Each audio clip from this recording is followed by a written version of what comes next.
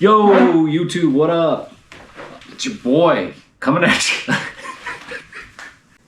Yo, YouTubes, what's up? It's Jesse with Squirrel Rage Workshop once again. We are going over the M32 transmission, the different types that you can get, the kind that come with the Cruzes and the Sonics, the gear ratios, how to inspect them, all that coming up.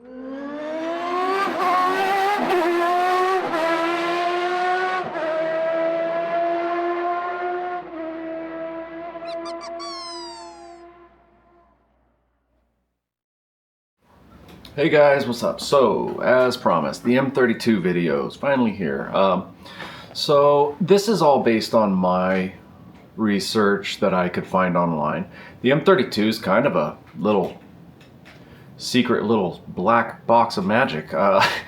You can't find a ton of stuff online for it. There is the same basic service information stated across multiple manufacturers' websites like that have aftermarket support and stuff. They'll give you some diagrams, and which is super helpful, like the order of the gears and the synchros per shaft, things like that. There is aftermarket support for the M32, mainly in Europe. No dog box engagement kits or anything super trick like that. Here's my basic rundown of the M32, things I could find about it, and the variants and things like that. So I wrote this down on my phone. I'm going to be referencing that during the video. Here we go. So the M32 gearbox or transmission has a long history and is used in several brands of vehicles across multiple continents. Here in the US domestic market, the second gen variant has been used since 2011 in GM models Sonic, Cruze, Trax, and Encore. But the first gen M32 got its start in 2004 under the Opel or Vauxhall Astra H in Germany, UK, and France.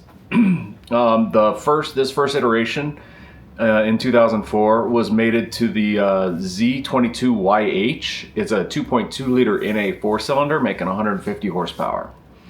The M32 is produced by Getrag, which was established in 1935 in Germany.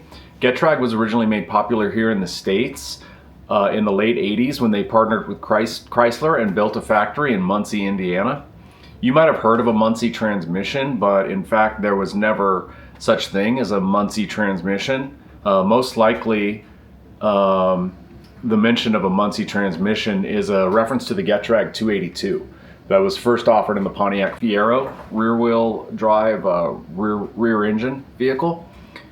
Getrag was later since then acquired by Magna Powertrain, but they still do have a factory in Tipton, Indiana, and they still produce transmissions there today in conjunction with Chrysler under the Getrag banner.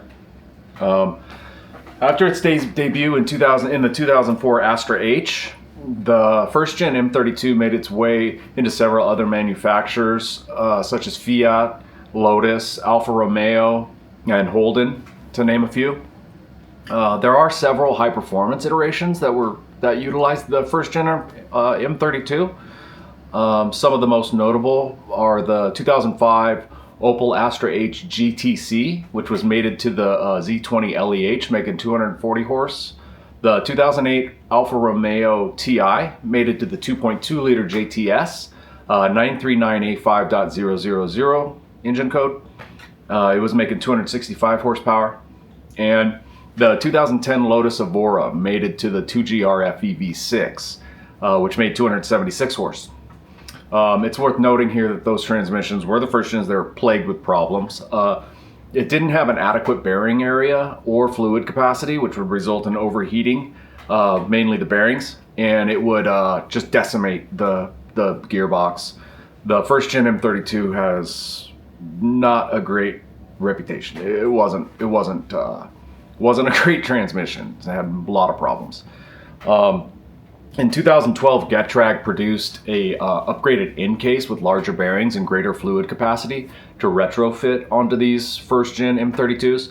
And at the same time, they discontinued production of that Gen 1 and started production of only the second generation M32. It's introduced a host of upgrades and changes to address several other inherent defects associated with the first gen, as well as the overheating bearing situation. From my understanding, you can get the retrofit upgrade in case and bearings for your first gen for around like $300 or $400, which isn't bad. It comes with the bearings and the in case, and you can, if you haven't already, you know, if it hasn't blown up yet, you can retrofit it and probably repair it if it has blown up. I would just get the second gen though. The first gen is trash. So the second gens that finally made their way were the ones that finally made their way to America in the GM models. And also various other vehicles inherit them across multiple markets. So the second gens were the ones that really got distributed and produced. The second gens still have their problems though, as any Sonic or Cruze owner can verify, myself included. The second gens are not all gems. There are some variants that are decent, which we're going to get into, which is basically what this video is for. In my opinion, of all the variants of the M32, the most desirable and easiest to get is the MZ0. These came in the 2011 through 2019 Cruze LTs with the 1.8 liters in them. That's the one that I have, that I swapped out, and it's the one that I am suggesting overall most cases is going to be the best M32 that you can get for a street or drag build on a Sonic or a Cruze. There are reports of some other transmissions that came in the 2011 through 2019 Cruze LS. So make sure that if you're looking for the MZ0, that you look up the VIN to verify that it is the MZ0 that you're getting. Through my research, I found that there's basically 5 branches of the M32 available. They are the MZ4, the MF3, the MR5, the MZ0, and the M32-6. Okay, so the M32-6 is most common in like Europe and overseas from the US. I don't think there's any variants of the M32-6 in America, so that automatically cancels them from our list for at least American Sonic Cruze owners to find a donor transmission. The M32-6 I don't believe is going to be available. I'm not even sure if it's something that you would want if it was available. I didn't do a lot of research into it as far as what gear ratios and final drives are available. I think this is the most vast of the differences, so it might be something you want to look into if the MZ0 is not, if you don't think it's going to be a good fit. Maybe look into the M32-6. I think that's kind of like a broad catch-all for different variants and stuff. So as far as the 5 branches I know, I'm just going to go through them the best I can. So the M32-6 is not going to be common in America, so that one's out. The MF3 is the Eco variant, and it has a really short first gear, so it's out. The MR5, which is the one that comes in the first gen Sonics RSs, also has a very short first gear, and a couple other issues. That's the one I swapped out. You don't want it. You don't want it at all, so get rid of that. And then finally the MZ4. The MZ4 is not a horrible transmission. It's reliable as the MZ0 is. There's been reports of problems, but not widespread crazy problems like there is with the other ones. The only problem with the MZ4 is its very tall gear ratios. By comparison, the MZ4 in 6th gear at 6,500 RPMs, you'll be doing about 200 miles an hour. And the MZ0, you will be doing about 150 miles an hour, 6th gear, 6,500 RPM. So for me, for a quarter-mile drag car, that's the sweet spot for the power level I have. It could be argued that the MZ4 would be better for the quarter mile if you have the power to end up, at 140, 150 in 5th. If you got the power to get there. I don't know if they'll handle that kind of power, so just for me, it's too tall. The MZ4 gear ratios are just too tall. So The MZ0 is the one you want. It's got the best gear ratios. It's widely available in junkyards, and it's reasonably reliable as long as you inspect it and everything's okay with it inside. It's going to be the best one to get. So back to some of the problems that some of us have had, or at least that I have had with some of these transmissions. The MR5, the problem that I originally had that started all this, that I realized I had to get a different transmission, was that I had an issue, and I'm pretty sure all the MR5s have this issue that came in the Gen 1 Sonic RS, where if you're in first gear, you run it up to 6,500 RPM in first gear. First of all, you're only doing 17 miles an hour. You're barely moving, you know, so it's almost non-existent, but you cycle through first real fast, boom, you're up to 6,500 RPM. You try to get into second, and it will not fall into second. You got your clutch in, you're trying to get into second, will not go into second. RPMs have to fall all the way down to around 4,500 RPM before you can engage into second.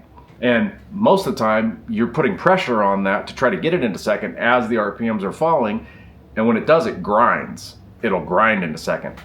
So it is just unacceptable for any kind of decent quarter mile ET to be sitting there waiting, not accelerating, waiting for your RPM to drop to get into second.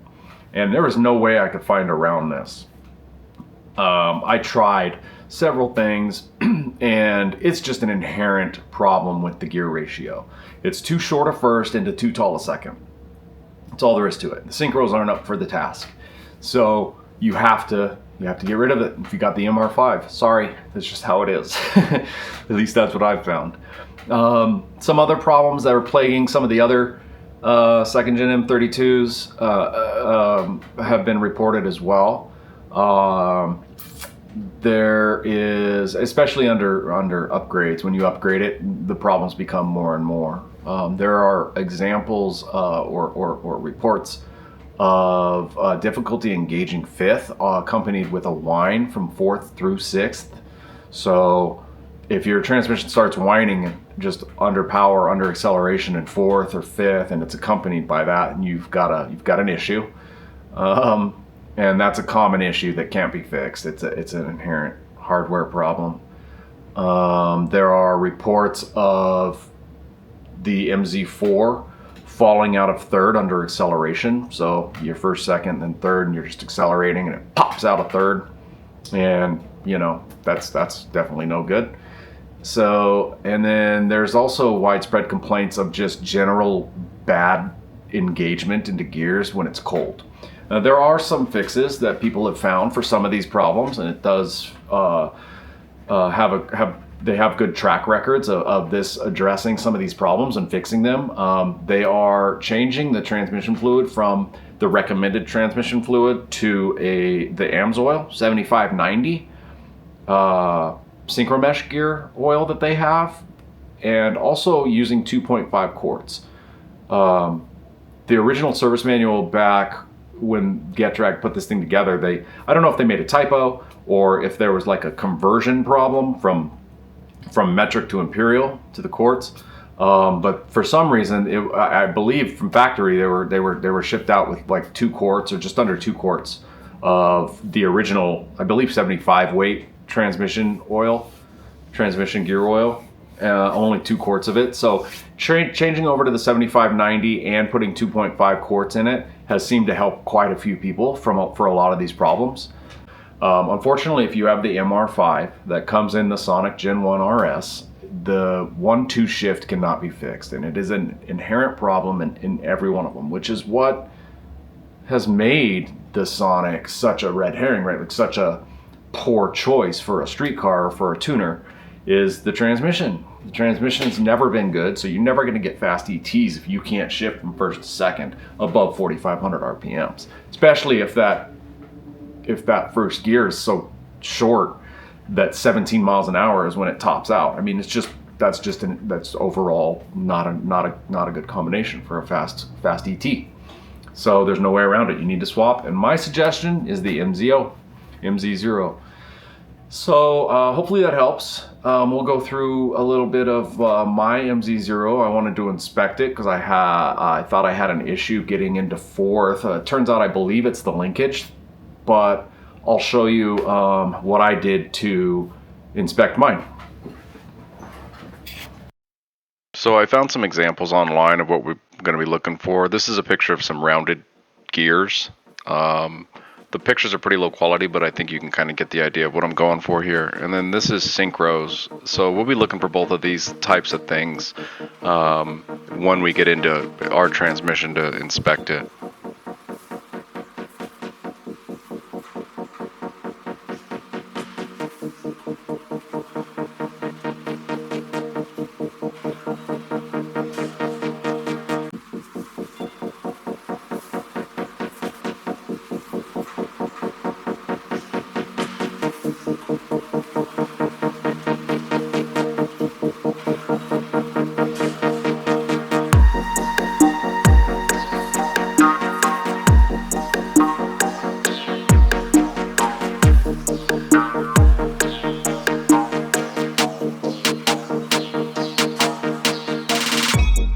Okay, so when you go to pull a gear set out, you're going to be looking for those two things. You're going to be looking for the rounded edges, and obviously any metal debris is a dead giveaway, but some of the more tricky things to find are what I'm doing here is the synchros. It's kind of hard to tell by looking at them, but what you should do is apply rotational force to the gear, get it spinning, and then push the gear selector up against the gear that you're spinning, and it should slow it down.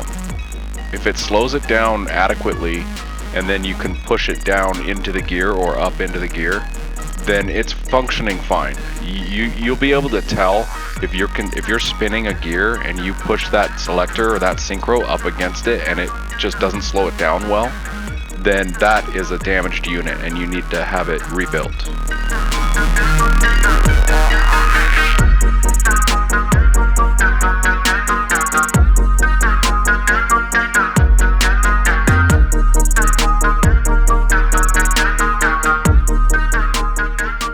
I also wanted to make a note here that I pull those two shafts out together. You can't get them out one at a time. So when you pull that shaft that's furthest from the gear selector, pull it with the input shaft, and then same when you go to put it back in as well.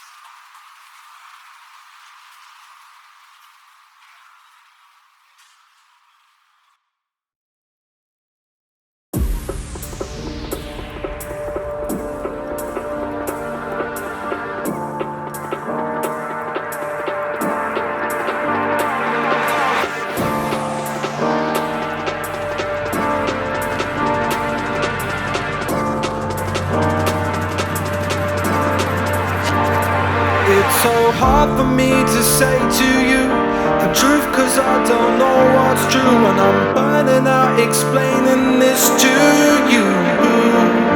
But don't try to say it's fine. I've spent so many years of mine trying to read between the lines, but I won't go back this time.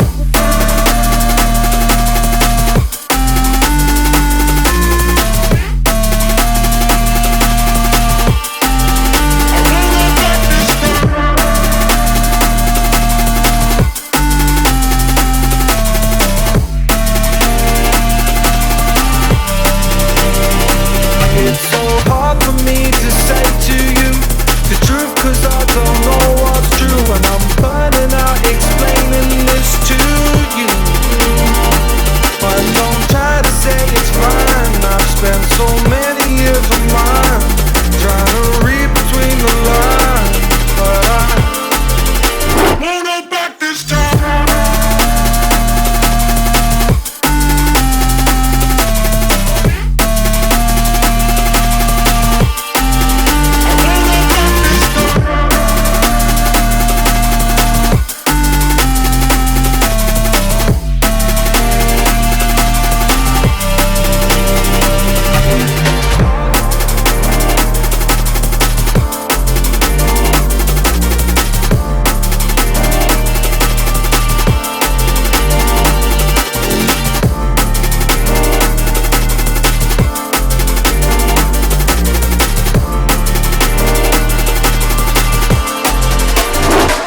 Can't be doing what you want me to.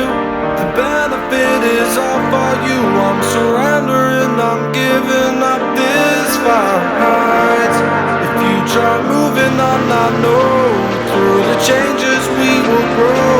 Start again, let's take things slow, and I won't go back this time.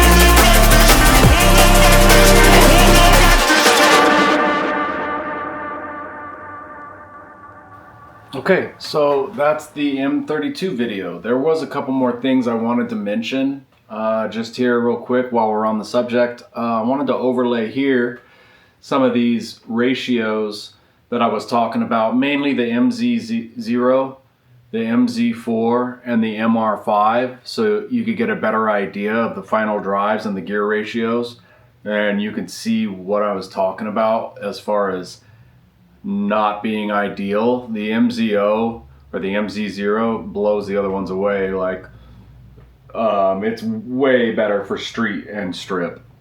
So take a note of that there, and you can go online and you can mess with some calculators and stuff, and you can totally see the different mile an hour you'll end up with in those gear ratios and in the different gears. And then also wanted to at least inform you guys about some other things that are these transmissions need help with. The hydraulic line that feeds from your clutch to your throwout bearing, there's a fluid damper that is built into this right here on some of the models. This one does not have a fluid damper in it, but I believe they came pretty much standard on the Cruzes and some Sonics as well. I believe it's got a little bit bigger of a body on this portion here. It could be here though, I'm not sure, but just do a quick internet search and you'll see that some of these 90-degree fittings that the clutch hydraulic line feeds into have a fluid damper in them, and they will literally slow down the action of your pedal that you input to the transmission. In mine, there was another one that was behind this anti-lock brake system here that was actually a huge pain in the ass to get to, but the line comes from the firewall, through the firewall into this steel line right here, right down there, and then it transfers over into this hydraulic line here that plugs into that 90-degree. And so what it does is it slows down the input from your foot. So whether that's while you're pushing your foot in, or what is going on with this thing? Why? What? No. Okay, so let me start that over. Okay, so what that damper does, in some cases, two of them, the 90 and the one near the firewall, is when you push the clutch in to disengage from the flywheel, it doesn't matter how fast you do it. If you slam it down really fast, it's gonna think that you're doing it like this fast, because it's got a fluid damper in it that will literally regulate how fast fluid can move in and out. So also if you go to let it out real fast, because you might want to launch or something like that, it'll think you're letting it out slow like that. And it was meant for ease of engagement for people who maybe, I don't know, I guess it's a quality of life thing for people who aren't trying to race around, you know. It's easier engagement and disengagement. So I removed those, and it made the feel so much better, so much more crisp. You definitely want to do that so that you can control your clutch the way you want to control it. You know, you want to let it in slow with your foot. Don't rely on a mechanical, you know, limitation to do that. I wouldn't. That's my suggestion. Also, there's two limited slip differentials that are made that can fit into the Sonic or the Cruze, the Wave Track or the Quafe. They're both good. They both have pros and cons, so look into that. You're in a unit, either one, they're comparable in price. They're usually around $1,000. Sometimes you can get them on sale. I got my Wave Track for about $800, which is a smoking deal. But look into that. That will help put power evenly to both your wheels. It's definitely something you want. I put a lightened flywheel in mine with an upgraded clutch as well. The lightened flywheel that I put in it was one of my attempts to allow the RPMs to fall faster so I could get into second with my MR5 before I realized I had to get rid of it. But I wanted one anyways. It's better throttle response. And I use the 18-pound aluminum from Clutch Masters. I believe it's a Clutch Masters. But there's a couple manufacturers who make them. Just make sure that when you do that, when you do your clutch and your flywheel, that you do a VIN lookup or you physically look at it when you pull it out, because there was two different diameter flywheels and clutch setups for Sonics and Cruzes, and they're mixed in like through the years. So just because you have this year doesn't mean you have this size clutch. They're either 228 millimeter or 218 millimeter. You need to identify which one you have before you buy anything. This one came with a 218 millimeter, and I upgraded them both to the 228 millimeter. So that's possible too if you want to. I wouldn't even call it an upgrade. It's more surface area, but it's also larger diameter, so it's going to affect the inertia when it's wrapping up. So throttle response is hurt by the bigger one a little bit, but you get a little bit more surface area. So keep that in mind. And then also you can support your shift cables from your shifter up to your transmission just get some supports on those so that when you go to shift, it can't push out, which makes it feel a little sloppy. So you can support those. Also, there's rubber bushings, 4 rubber bushings at the base of the shifter. So if you take it out, you can replace those rubber bushings. I think ZZP, Over the Top Racing, and maybe Bad News Racing, I think, sells them, but you just look it up online, and that's a great upgrade. It takes a lot of the slop out of the shifter. And then finally, I had the 4H short shifter that I put in this, and you can go on their website and they'll have pictures of the different stock shift linkages or shift levers, if you will, on there, so that you can identify which one you have and which one you need. There's 3 different types for the M32, so make sure you get the right one. It's about 150 shipped to me. I'm in Vegas, West Coast, and that was a great upgrade as well. So tighter shifts for that short throw shifter is nice, along with the bushing upgrades, the hydraulic line damping removal, and the cable clamps, you know, to keep them in place. There's several manufacturers, the same ones I listed earlier, that make the cable clamps, but you can make your own as well. And then finally, the transmission support down low, super important. So motor mount and motor supports all help shifting. All of that helps shifting. So just a couple things for you guys to look into. Hope this video helped you guys to identify what you might want to get into as far as your transmission swaps. Thanks for the support. If you made it this far, thank you especially. I appreciate it very much. Thanks for supporting the channel. Like and subscribe. There's gonna be a lot more content coming up. Thanks. Bye.